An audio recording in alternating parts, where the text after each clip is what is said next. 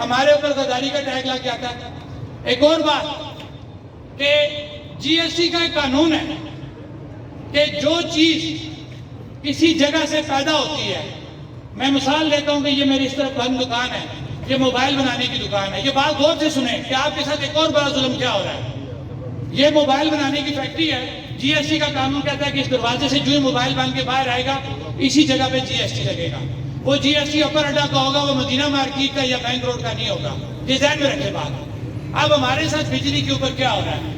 90 کے دہائی میں جی ایس ٹی لاگو ہوا، 90 کی دہائی میں ہوا نا جی ایس ٹی کا قانون، میں نے آپ کو بتا دیا کیا ہے۔ اب آپ دیکھیں کہ 90 سے لے کے اس وقت تک ہمارے ساتھ کیا ہو رہا ہے کہ جو آپ کی بجلی پیدا ہو رہی ہے نا، بجلی آپ کی پیدا ہو رہی ہے، اور پاکستان والے کیا کہہ رہے ہیں، وابڈا والے،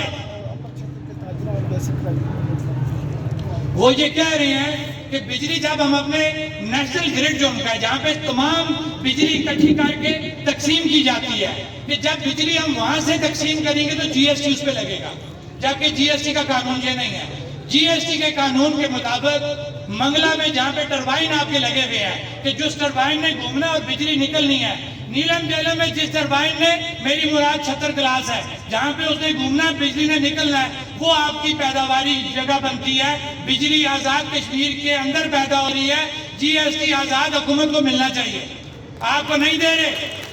یہ 90 سے لے کے اس وقت تک یہ ہمارے ساتھ باتیں کرتے ہیں نا، کہ بڑے بڑے، میں کہتا ہوں میرے منہ میں سے کچھ اور نکلے گا، جو پاکستان کے بڑے بڑے انڈین ایجنٹ ہے بیوروکریسی کی شکل میں، بڑے بڑے حکمران پاکستان کے جو انڈین ایجنٹ ہے، جو آئی ایم ایف اور انڈیا کے ایجنڈے پہ کام کر رہے ہیں، وہ کہتے ہیں کہ آزاد کشمیر کی عوام ہماری مقروض ہے، اور بغیر تو تم مقروض ہو ہمارے، ہمارے ساتھ حساب کرو جی ایس ٹی کا، تمہیں پتہ لگے گا کہ تم نے دینے یا ہم نے دینے ہیں۔ اربوں روپے آپ کا جی ایس ٹی بنتا ہے، آپ کو نہیں دیا جا رہا۔ آپ بات سمجھیں، ہم غلط بات نہیں کر رہے۔ جموں و کشمیر جوائنٹ عوامی ایکشن کمیٹی قانونی بات کر رہی ہے، کوئی جذباتی بات نہیں کر رہی۔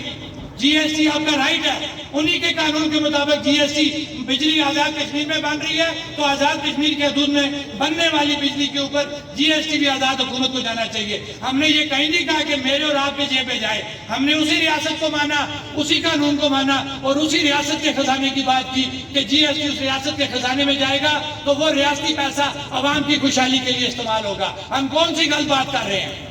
لہٰذا یہ وہ چیزیں ہیں کہ آپ سمجھیں۔ پھر دوسری بات کہ آپ کی جو سب سے بڑی کامیابی ہے کہ عوام میں شعور آ چکا ہے۔ میں ہمیشہ یہ بات کرتا ہوں، میرے سے پہلے مقررین نے یہ بات کی ہے کہ ہم بک گئے، اللہ نہ کرے مجھے موت قبول ہے، بکوں گا نہیں۔